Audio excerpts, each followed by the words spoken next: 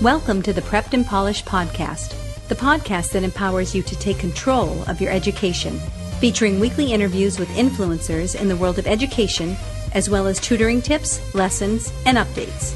And now, here's your host, Alexis Avila. And welcome back to the Prepped and Polished podcast. This is episode 138. This is Alexis Avila of Prepped and Polished. Be sure to join our community. You can find us on SoundCloud. Just go to soundcloud.com/prepped and polished. You can find us on Facebook, Twitter, Google+, Instagram, YouTube, iTunes. Just type Prepped and Polished and you will find us. Go to preppedandpolished.com and for more info, if you want more info.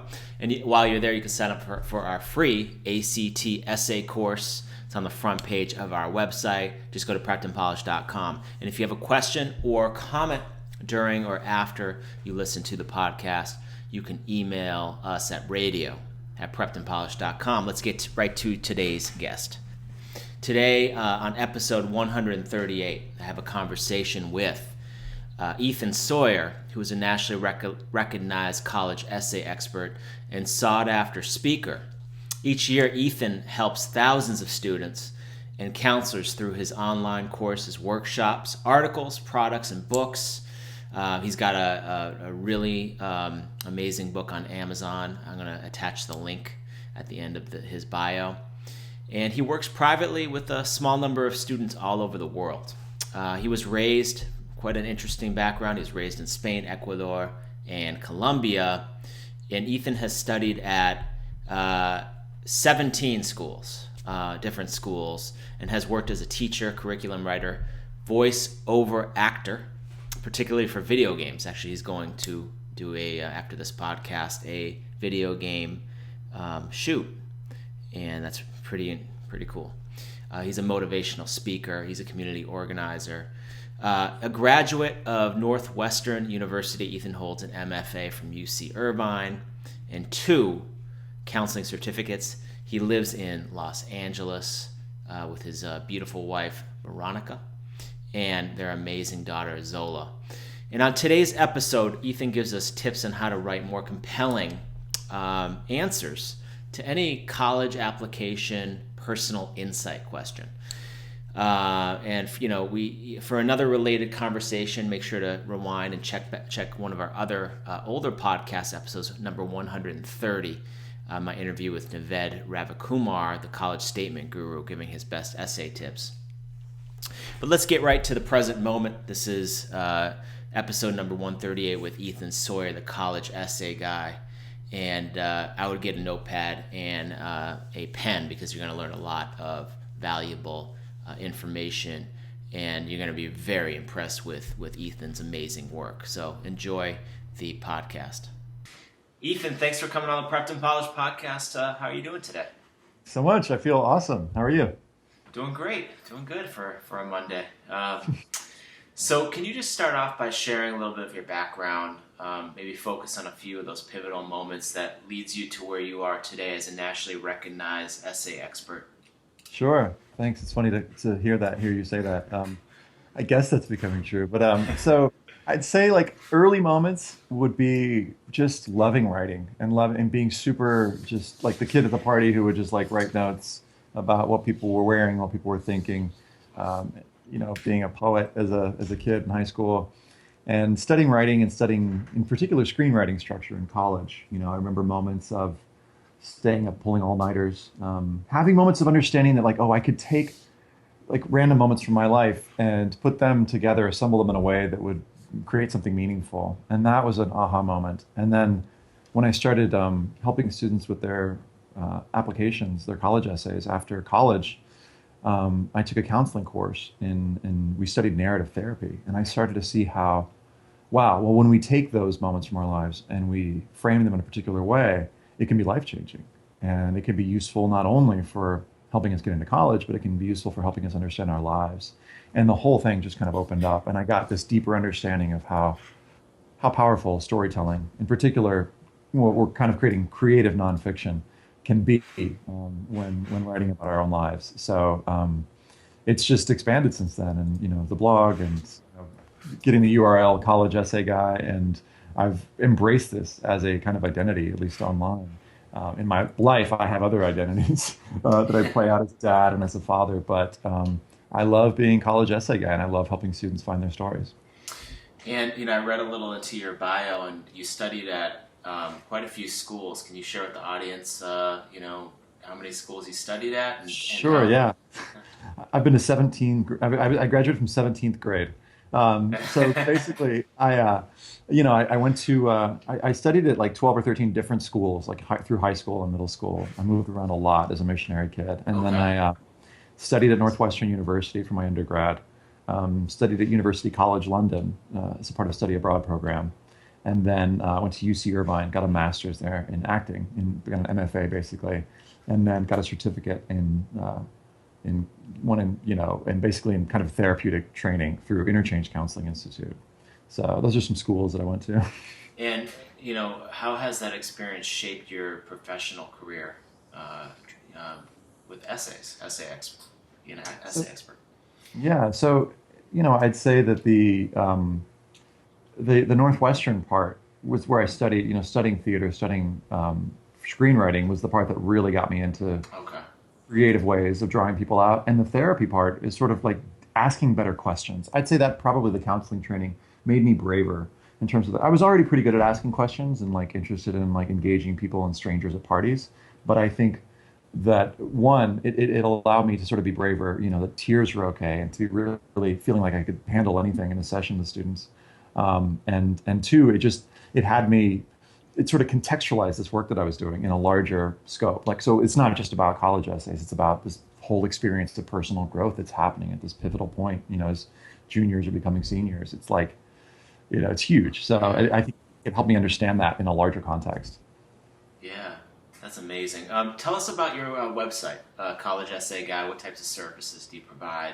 Do you work with students all over the U.S.? I do. I work with students all over the world, really. All over the world. Oh, excuse me. No, that's okay. It's okay because there are no barriers, right? So I work with a few different things. One is I have a bunch of free resources that students log on to.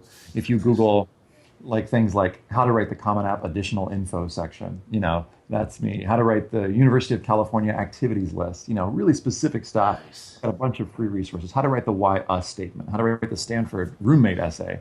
So a bunch of free resources. And then I have some courses, online courses. I offer about 3 or 4 each year.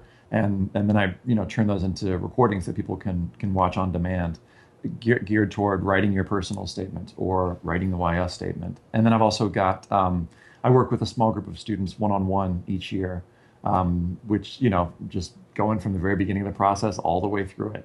I do lots of workshops too. I do workshops sometimes online through like webinars. I'll be just like zoomed in to like a class in Chile, or I'll be, doing a workshop. I've got workshops this week. I had one in Arizona last week. I'm going to Florida and New Jersey next week. So I fly around the country and not yet around the world, but I'm interested in doing some world traveling I expect that'll happen in the next year, to do workshops in person.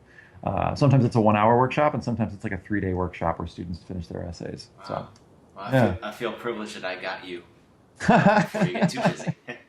Now, you've been talking a lot about helping students write more compelling personal insight questions. Can you just help us understand what is a personal insight question on a college app? And do all colleges require them, or is it just a certain type of school? Sure. Well, this phrase "personal insight questions" I think just came up this past year with the University of California application change. So I'll answer in 2 ways. So one, in sort of in the general sense, do all colleges require personal insight on a personal statement? Yes and no. So on the one hand, I feel like yes, colleges, especially highly selective schools, say the top 50, they're usually asking for not only your main Common App, personal statement that's usually 650 words, but they're also asking for you to reflect on your life in supplemental essay questions, which could be it could be 3 to 8, 10 questions if they've got some short answers. And I think each one of those is an opportunity to differentiate yourself. In terms of the second part of it, more specific to this question of personal insight questions, or this phrase personal insight questions, the University of California prompts changed in March 2016, and they went from having 2 questions to having 8 questions. And you choose 4 4 of those questions, and you've got 350 word statements. Okay. So in that one, it's kind of, so I'll answer that in a slightly nuanced way and say that for the UCs, the readers are reading your application pretty fast. So it's like 5 to 6, maybe 8 minutes max. So you want to make sure that the information is there more than anything. And they're reading fast. So it's like, are you making sure that you're not leaving any money on the table, so that you are, speaking about your impressive qualities in a particular way. By in a particular way, I mean, there are ways, and it would take probably too long to explain on this, but there are ways to brag without seeming like you're bragging. One small way to do that is to connect whatever your brag is to a value that's important to you. So if you won, for example, a debate competition, well, what did that really, it was more than just winning a competition. What did it represent to you? Was it about finding your voice? Was it about finally having that confidence that you'd lacked? That's one way that you can kind of put the brag at the end. Another way to do that is to ask yourself, how did this, whatever this thing is that you want to brag about, how was this an answer to a question that I asked a long, long time ago? Maybe when you were, when I was a kid, or how did it provide evidence that I finally gained something that I was lacking? So in terms of that, I think in terms of these personal insight questions for the University of California schools, it's really important to have the information. Poetry, as in sort of like dazzle them with your interesting language, is much second priority. What would you consider a bad topic for a personal insight question, or a banal topic? Killing somebody would be a bad topic. Going to prison. No. It's funny, but I get that question a lot. And a lot of times, usually what I say is there's no bad topic, just bad essays. And by what makes an essay bad, it's just general. If let's say I want to write the mission trip essay, which is really popular. You want to say, I went to this other country and I met these people and they made me appreciate what I had. Then it's kind of like, well, there are a lot of essays that did that. So one way to avoid that is by take your topic and ask yourself, what would the cliche version of this topic sound like? And one way that you can do that is by asking yourself, what are the values that another student would focus on in this essay? And this works for a mission trip essay, or it works for a, I want to be an engineer essay. Most of those engineering essays are going to focus on, I grew up playing with Legos, and I developed a love for efficiency and how things worked. And now I want to make things that will improve people's lives. And so again, that's kind of general. So asking yourself, well, beyond those values that most students are going to write about in the engineering essay, what values have I learned? Have I developed? How has your interest in engineering helped you develop an interest and a passion for the environment, or a need to develop healthy boundaries for yourself? Those kind of values, and focusing on those lessons are immediately going to make, those are going to be uncommon connections that are going to help you stand out. But in terms of topics, the sort of sensitive topics, to come back to your question, are, eating disorders, abuse, physical or, verbal abuse that you experienced. Some students are worried about, with those essays, how much sharing is too much. I would say with those types of essays, with those sensitive topics, just work the challenge into the first third of the essay and make the emphasis not what you experienced, because you don't get into college because, you experienced abuse. The second part is, what did you do about it? And the third part, what did you learn about it? And if you're emphasizing those second and third parts, and you end up coming out, as we like to say, like a victor, not a victim. And one way to do that is to just make sure that your word budget is, you're squeezing that challenge up into the first part of it. But to answer your question in a really simple way, no topic is off limits as far as I've seen. But some topics, since the Olympics are happening now, come with a higher degree of difficulty. Right. Are you getting a lot of Olympic topics? No, not yet. I had one student who was on an Olympic team, and I've got another student who's on an international team this year. And so those, and so another thing that I'll say to students, this is kind of a side note, is if you've got that kind of impressive thing, don't not write about it just because you think it's going to be obvious. That could be an example of leaving money on the table, where you've got this thing that's for example, I had this student who was an international cricket star, and he was like, I don't really want to write about that. Right. Well, that seems like a hook, something that's going to really jump out. Yeah. And, it's kind of bringing them to, how can you find unusual qualities you've developed? Because you don't want to get lazy with your topic. Cricket has taught me the value of teamwork, hard work, and perseverance. It's okay, I've read this essay before, but it said, football instead of cricket. So if you've got an uncommon topic, give us some uncommon connections. And so I'll give this kind of 3-part framework. A boring essay, I think, has a common topic. It makes common connections, and uses common language. So play the Definitely. violin. It's taught me hard work and perseverance, and that is why I love the violin. But an uncommon topic, something like, let's see. Well, I'll just use the cricket example because it's the top of my mind. Or, Okay. I have a student who plays the santur, which is like an ancient Persian instrument. So great topic, Oh uncommon yeah. connection. The santur has taught me the value of like connection to culture and family. It's taught me the power of music to institute social change, and it's also given me, it's also helped me, given me an opportunity to give back to the Alzheimer's community that my grandfather was a part of. And using uncommon language, like bringing in a little poetry, is kind of like bonus territory. But I would say, in general, with essays, and in particular on the University of California essays, those personal insight questions, even if you don't have an uncommon topic, like you didn't play the Santoor, or you're not an international cricket star, and let's say you're not a writer, let's say you're not a poet, that's not your strength, that's okay. You can still come up with some uncommon connections. You just need a little more thought, a little more processing. And one way to test that is you take your connections and you take your topic, and like I said, you brainstorm the cliche version, and then you sit across from somebody and you say, okay, I want to write my baseball essay, and I know it's kind of a cliche topic, but the values I want to focus on are the first one I want to focus on is like democracy. And if the person can't make that connection, like, oh, I can't really guess how baseball and democracy would go, then it might be an interesting one for a topic for a paragraph. If the person can make it like, I'm going to talk about baseball and I want to talk about leadership, it's like, well, you mean how you were Seen captain of that before. Right, we've seen that before. Now, an exception to that is I want to talk about baseball and leadership, and the person guesses something, and you go, no, actually, I want to talk about leadership in this other way, and how, as a leader, as I mentioned earlier, for example, I had to learn, when to not pick up the phone and when to let people do things on their own, and that was a tough lesson for me because I'm the kind of person who always likes to say yes, So that's like leadership, but in like a sort of an unusual or an insightful way. Yeah, So it could be absolutely. a common connection. It could be a seemingly common connection titled, but told in an uncommon way. Wow. So now UCal schools, is it harder for out-of-staters to get in? I mean, as hard as ever. Um, Yeah, I'd say. I mean, it depends on. So, is it harder generally? I'd say that there's been kind of like, rumors going around that it's quote unquote easier for international students to get in, for example, because University of California schools don't have as much money because of budget cuts, and so they want international students because they'll pay more money.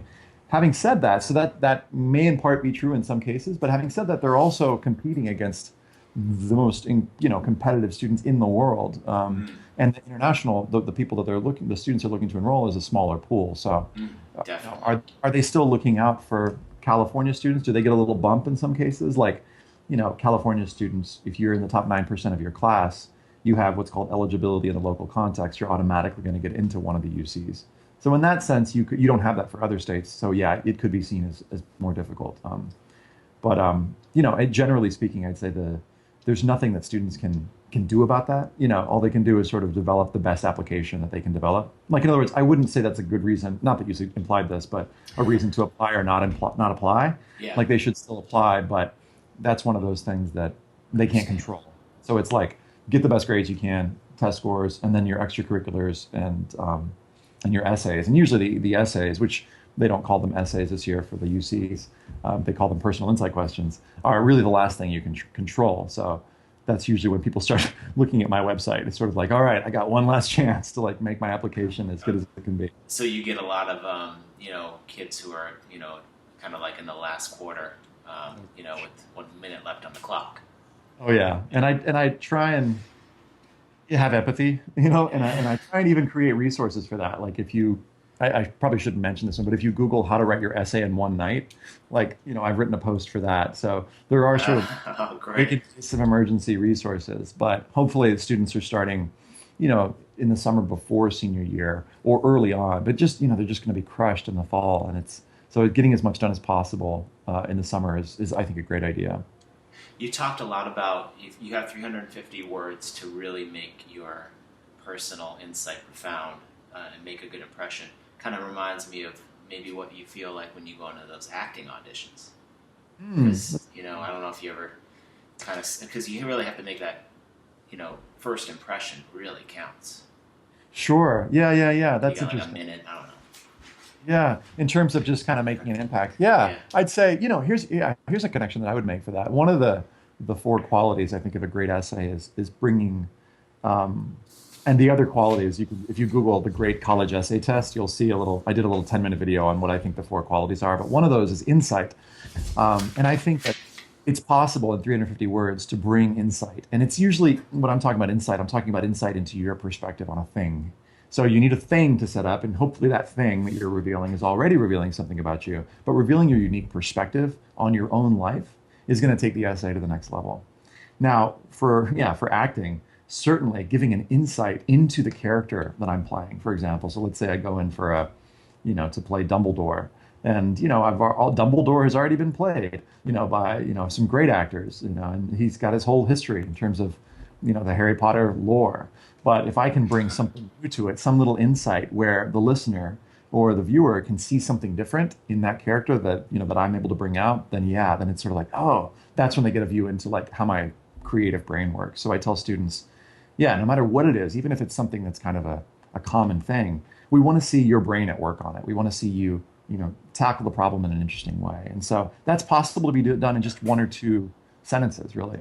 Definitely. So, what do you find college admissions officers are really looking for when they look at your personal insight So, answer? yeah. Two different things. Okay. So some I think are really looking for, can you write? And they really want to know, is this student capable of putting together sentences in a logical way that reveals something meaningful about who they are? Now, other readers, and in particular sometimes the University of California readers, they won't care as much that you can write. They're looking for more information. So they're looking for, what can you tell me that's not already in the application? Oh, okay. So it just depends. And I think it's good to satisfy both, to say meaningful things, have meaningful information in there that's not elsewhere in the application, told in an interesting way, in an insightful way. And, go back to what I've said about insight, what are you saying about, you can almost think of it this way, like there's an analogy of like a painting. So you've got your essay as a painting, or it's a series of paintings. And about each painting, you're saying something interesting. I had a professor in college we would evaluate performances in class, and he would finish the performance, and then he'd look out at us and he'd say, all right, now somebody say something smart about what they just saw. And we kind of would like, Smart. and so, No yeah, pressure. right, no pressure, but it really raised the bar on us. And so I tell my students, like, say something smart about whatever the painting is, whatever the detail is you've revealed, what can you say about it that answers the question, so what? And I think that answering that question, so what, is one of the most important ones that you can answer, not just at the end of the essay, but throughout. Katie Sweeney at Reed College, she's an admissions officer there. She says that the way that she knows if a student is college ready is if they can answer the question, so what? And I'm such a fan of that notion. And I'm such a fan of encouraging my students. One game that we play together is say something meaningful about yourself. And then they say it, and then I go, okay, so what? And they're like, oh, I don't know. And then you say, so what to that? So you just keep going. Do you feel like teens are receptive to that,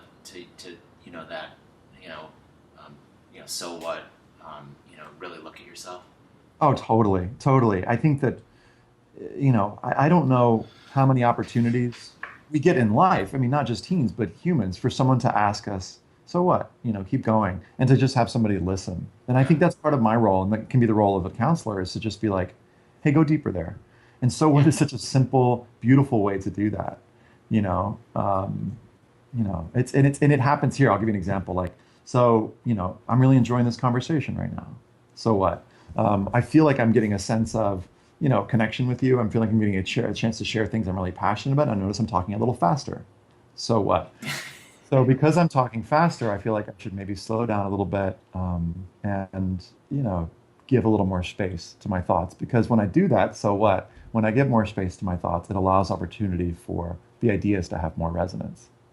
So in playing that game, we just end up making up stuff. And, I've had practice at that, so it's pretty easy for me. But it's fun to do that. And I think that skill is one that we can teach through this process, that students can not begin to, but to continue to develop, because I think it's going to help them in college and in life.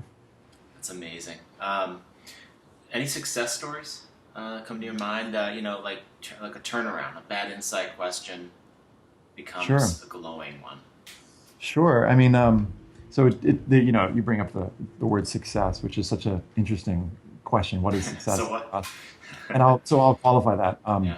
So one big success story, I would say, from this past year, I developed a little program based on these experiences. But I have students contact me from all over the world who can't afford one-on-one help, and so I connect them now through this program called the Matchlighter Scholarship with counselors who volunteer help, professional counselors. And so I started this last That's year, and amazing. it's like one of my core values is access. So my goal in the future is that any student who needs help can get one-on-one help, regardless of income level. So anyway, this one student contacted me from, I believe he was from Nigeria, and needed some help, and I said sure, and connected him with a counselor, and they worked together. And just, she would send me the essays, and I would read them, and she'd be like, "Ready for your eyes?" And I'd look at them, and I'd be like, "These are amazing. Like, these are great. I don't have any notes." And that student wrote to me like a couple months ago after not hearing about him for a long, for months. And he said, "Oh, I just wanted to give you a quick update. I was able to get into Penn State and Temple and a couple other schools. And oh, also I got into MIT with a full scholarship." Just kind of as an afterthought. And I was like, amazing. And he's like, "Oh, and here's this article that was written up on me. And thanks for your help." And I was like, oh my gosh. So that was a big success to hear a student who's essentially living in Nigeria in his world is suddenly plucked and will go to MIT to have who knows what kind of experience. But I don't know, that was pretty exciting. Let's see, another student, this is kind of a more sort of on a heart level, not about where they got in, but I had a student who was struggling with a topic on connecting to her sister who had special needs.